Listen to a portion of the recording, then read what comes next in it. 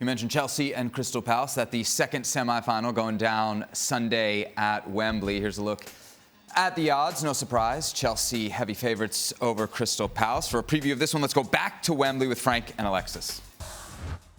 Yes, Abby, well, Wembley will be the place to be as well because Frank's old team, Chelsea, going up against Crystal Palace in the second semi-final of this FA Cup. Frank's been waiting for this match all day today to see which one of them will get the right to face Liverpool in the final come May. Frank, how do you see this one going?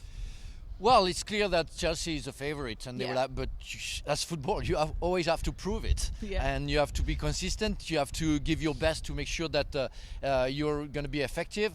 Don't forget that the coach of Crystal Palace is one of our former teammates, and he gets some experiences, and he did to the Gunners in the run before, and he did very well. And Crystal Palace is playing well, and it's never easy to win against them. And you have to always give 100% if you want to achieve something. That's going to be Chelsea's duties, and they have to do so if they want to have a fantastic final against Liverpool.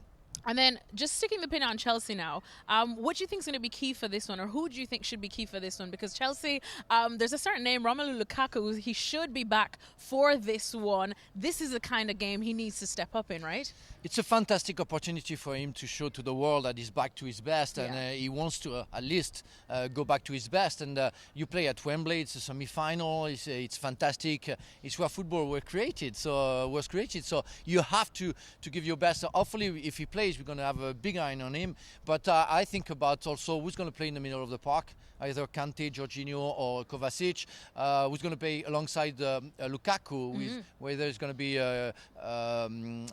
Havertz, Werner, Mount, Ziyech maybe. So it's going to be interesting to see how the coach is going to cope with the whole situation. Also, who's going to play at the back.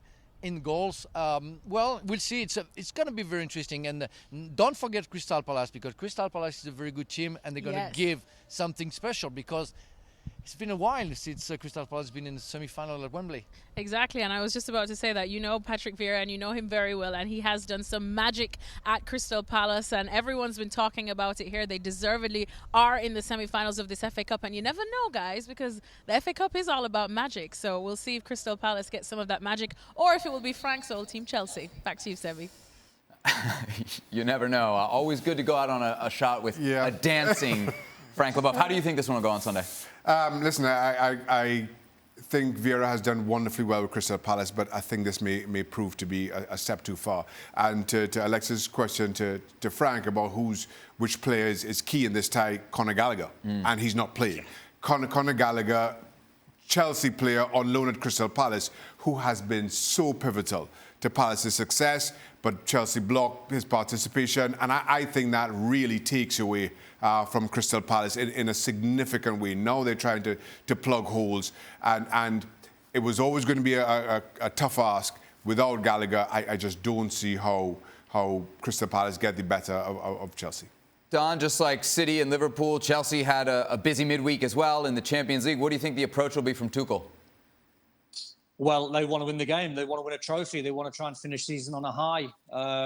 No trophies left to play for. They're obviously not going to catch Man City and Liverpool in the Premier League, at the Champions League as well. So this is lost a final against Liverpool in the Carabao Cup. So this is their last trophy that they can win.